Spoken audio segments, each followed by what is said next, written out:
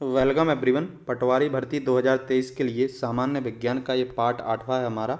इससे पहले 7 पार्ट और मैं बना चुका हूँ। तो इस चैनल पर जब आप क्लिक करेंगे और प्लेलिस्ट पर जाएंगे तो यहाँ पर आप सामान्य विज्ञान के जो मैंने इससे पहले ओल्ड क्वेश्चन पेपर पर आधारित प्रैक्टिस सेट बनाए हुए हैं वह भी आप देख सकते हैं।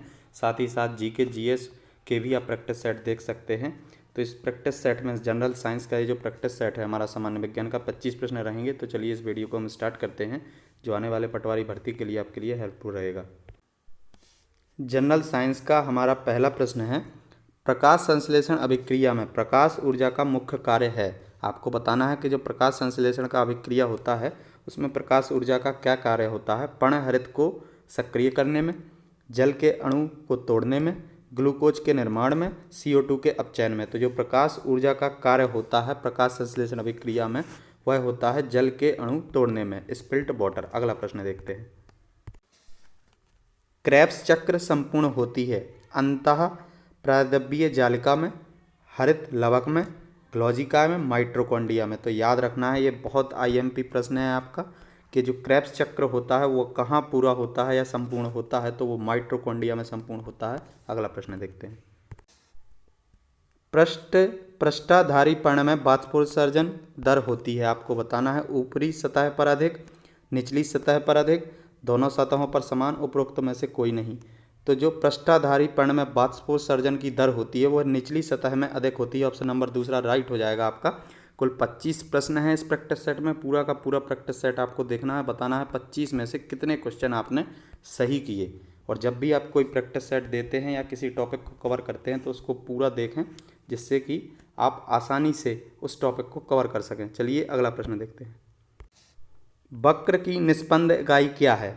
मूत्र नालिका, ग्लैमोरुलस, मूत्रमार्ग, संग्रह नालिका। आपको बताना है basic filtration unit of kidney. तो इसका राइट आंसर हो जाएगा आपका ग्लैमेरुलस, ऑप्शन नंबर दूसरा। अगला प्रश्न देखते हैं। कपाल तंत्रिकाएं संख्या में होती हैं। आपको बताना है कि कपाल तंत्रिकाओं की संख्या क्या है? 36, 24, 18 और 12। तो जो कपाल तंत्रिकाएं होती हैं वो 12 होती हैं। आपको याद रखना है, बहुत IMP प्रश्न है ये आपका। ये ऑप्शन नंबर चौथा 12 आपका राइट हो जाएगा, कपाल तंत्रिकाएं। अगला प्रश्न देखते हैं। आलू किससे वृद्धि करता है? वायुवीय तने की काट से, तनाव युक्त कंद की काट से, तनाव विहीन कंद की काट से, मूल की काट से। तो जो आलू वृद्धि करता है आपका तनाव युक्त कंद की काट से वृद्धि करता है। तो इस क्वेश्चन का ऑप्शन नंबर दूसरा तनाव युक्त कंद की काट से आपका राइट हो जाएगा, आलू वृद्धि करता है। ये जो आपका प्रैक्टिस सेट है ये लगभग 10 मिनट का होने वाला है, तो इसको आपको पूरा देखना है और बताना है कि 25 में से कितना स्कोर किया है। चलिए अगला प्रश्न देखते हैं। मेंडल ने मटर के पादपों में कितने प्रकार के विषम लक्षणों को निर्धारित किया है? तो पूछा हुआ है विषम कितने लक्षणों को मेंडल ने मटर के पादपों में निर्धारित किया हुआ है? तो 7 को किया हुआ है। यह आपको याद रखना है, बहुत IMP प्रश्न है ये आपका कि मेंडल ने मटर के पौधों पर जो है परीक्षण किया था, ये भी याद रखना है। और साथ ही साथ याद रखना है कितने विषम लक्षणों को निर्धारित किया था? तो 7, ऑप्शन नंबर तीसरा आपका राइट हो जाएगा। अगला प्रश्न देखते हैं। कौन सा पुनर्चक्रित अपशिष्ट है? आपको बताना है कागज, फटा कपड़ा, धात्विक व प्लास्टिक के अवशिष्ट, उपरोक्त सभी। तो जो धात्विक व प्लास्टिक अवशिष्ट होते हैं वो पुनः चक्रित अवशिष्ट होते हैं, आपके रिसाइकेबल बेस्ड होते हैं। तो ऑप्शन नंबर तीसरा आपका राइट हो जाएगा। अगला प्रश्न देखते हैं। जल प्रदूषण का मापन किया जाता है कॉलीफॉर्म गणना के द्वारा, BOD के द्वारा, pH के द्वारा। तो जो जल का प्रदूषण का मापन किया जाता है वो कॉलीफॉर्म गणना के द्वारा भी किया जाता है, BOD के द्वारा भी किया जाता है, pH द्वारा भी किया जाता है। तो ऑप्शन नंबर चौथा उपरोक्त सभी आपका राइट हो जाएगा। अगला प्रश्न देखते हैं।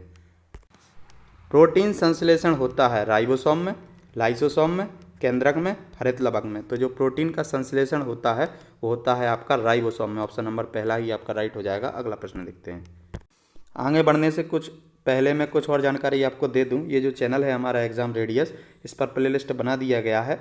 यहाँ से आप जो है general science, management, GK GS और मैथ के टॉपिक वाइज वीडियो देख सकते हैं और practice set GK GS math और मैनेजमेंट के दे सकते हैं पटवारी भर्ती के लिए। तो यदि आपने अभी तक एग्ज़ाम रेडियस को सब्सक्राइब नहीं किया है तो इस चैनल को सब्सक्राइब कर लेना है और बेल आइकन को भी प्रेस कर लेना है। इससे जो भी प्रैक्टिस सेट मैं अपलोड करता हूँ उसका नोटिफिकेशन आपको मिलता रहेगा। और जब तक पटवारी भर्ती शुरू नहीं हो जाता है तब तक मैं डेली एक प्रैक्टिस सेट अपलोड आपके लिए करूँगा। तो एक और मैं प्रैक्टिस सेट भी बनाता हूँ जिसमें जीके, मैथ, जीएस, कंप्यूटर और रीजनिंग रहता है। हर एक विषय से 5-5 प्रश्न लेता हूँ मैं, कुल 25 प्रश्न रहते हैं इस प्रैक्टिस सेट में भी। तो इसका भी प्लेलिस्ट में जो है लिस्ट बना दिया गया है, तो इसको भी आप दे सकते हैं। चलिए वीडियो में हम आगे बढ़ते हैं। प्रेरण में आवेशों का स्थानांतरण कैसे होता है, आपको बताना है कि प्रेरण की स्थिति में आवेशों का स्थानांतरण कैसे होता है।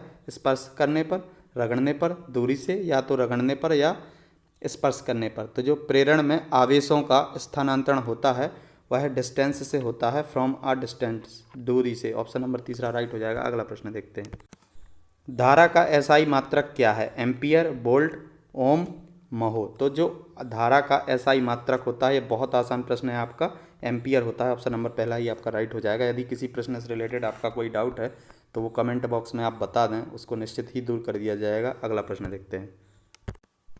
इलेक्ट्रोप्लेटिंग के दौरान शुद्ध धातु निक्षेपित होती है कैथोड पर, एनोड पर, कैथोड एनोड दोनों पर, विद्युत अपघट्य सेल के पेंदे पर। तो जो इलेक्ट्रोप्लेटिंग के दौरान शुद्ध धातु जो आपका निक्षेपित होता है वह होता है कैथोड पर। ऑप्शन नंबर पहला ही आपका राइट हो जाएगा। अगला प्रश्न देखते हैं। निम्न में से कौन सा कथन सही है? धातु अच्छे चालक नहीं होते हैं। तो ये तो गलत हो जाएगा क्योंकि धातु अच्छे चालक होते हैं। कुछ चालक अन्य चालकों की तुलना में अच्छी तरह ऊष्मा का चालन करते हैं। तो ये सही हो जाएगा आपका। दो धातुओं के संपर्क में नहीं होने पर भी उसमें ऊष्मा एक धातु से दूसरे धातु की ओर चलित हो सकती है। तो ये गलत हो जाएगा। जब संपर्क में नहीं होंगे तो कैसे ऊष्मा का जो है चलित होगी। तो अब यहाँ पर पूछा हुआ था हमसे कौन सा कथन सही है, तो ऑप्शन नंबर दूसरा ही आपका राइट हो जाएगा। कुछ चालक अन्य चालकों की तुलना में अच्छी तरह से ऊष्मा का चालन करते हैं। अगला प्रश्न देखते हैं। एक चिकित्सीय उपयोग के थर्मामीटर की केस नली में एक किंक होता है। क्या होता है? पारे के प्रसार को बढ़ाने के लिए, ताकि मुंह से बाहर निकलते ही थर्मामीटर में पारे का स्तर नीचे ना आ जाए, पारे के उपयोग को कम करने के लिए, इसे स्पष्ट रूप से देखने के लिए। तो जो चिकित्सीय उपयोग में थर्मामीटर होता है उसकी केस नली में जो किंक होता है उसका कार्य होता है ताकि मुंह से बाहर निकालते ही थर्मामीटर में पारे का स्तर नीचे ना आ सके। तो ऑप्शन नंबर दूसरा आपका राइट हो जाएगा। अगला क्वेश्चन देखते हैं। एक विद्युत चुंबक की प्रबलता कैसे बढ़ाई जाती है? कुंडली के घेरों की संख्या बढ़ाकर, कुंडली में प्रवाहित धारा को बढ़ाकर, कुंडली के लिए नर्म लोह कोर का उपयोग कर। तो ये तीनों तरीके से जो है आप क्या कर सकते हैं, विद्युत चुंबक की प्रबलता को बढ़ा सकते हैं। तो उपरोक्त सभी, ऑप्शन नंबर चौथा आपका राइट हो जाएगा, ऑल ऑफ द अबव। अगला प्रश्न देखते हैं। ध्वनि निम्न में से किसमें गति नहीं कर सकती? वायु, जल, लोहा, निर्वात। तो इस क्वेश्चन का राइट आंसर हो जाएगा आपका निर्वात। जो ध्वनि होता है आपका निर्वात में गति नहीं करता है। अगला प्रश्न देखते हैं। समान लंबाई के दो तार ए व बी केवल मोटाई में अलग अलग हैं। लंबाई दोनों की समान है और मोटाई अलग अलग है। ए बी से पतला है। यदि दोनों समान बल से उठाया जाता है तब आपको बताना है क्या होगा। ए बी से अधिक तारत्व की ध्वनि उत्पन्न करेगा, बी ए बी से कम तारत्व की ध्वनि उत्पन्न करेगा, दोनों समान तारत्व की ध्वनि उत्पन्न करेंगे, इनमें से कोई नहीं। तो आपको याद रखना है, इस क्वेश्चन को ध्यान से पढ़ना है। ए बी से पतला है तो ए पतला है और बी क्या है आपका मोटा है। तो जो पतला है इसको माइनस ले लेते हैं, इसको प्लस ऐसे ही लिख लेते हैं समझने के लिए। तो जो पतला होगा वह अधिक तारत्व ध्वनि उत्पन्न करेगा। तो ए जो क्या होगा आपका अधिक तारत्व ध्वनि उत्पन्न करेगा। तो जो ऑप्शन नंबर पहला है आपका ए बी से अधिक तारत्व की ध्वनि उत्पन्न करेगा। ऑप्शन नंबर पहला ही आपका राइट हो जाएगा। अगला प्रश्न देखते हैं। ये समझ के आधार पर प्रश्न था आपका, बिल्कुल आसान। एक पिंड को घर्षण के द्वारा ऋणात्मक आवेशित किया गया है। इसका मतलब है तो इसका अर्थ बताना है आपको। पिंड ने अधिकता में इलेक्ट्रॉन प्राप्त किए हैं, पिंड ने अधिकता में प्रोटॉन प्राप्त किए हैं, पिंड ने कुछ इलेक्ट्रॉन खोए हैं, पिंड ने कुछ न्यूट्रॉन्स खोए हैं।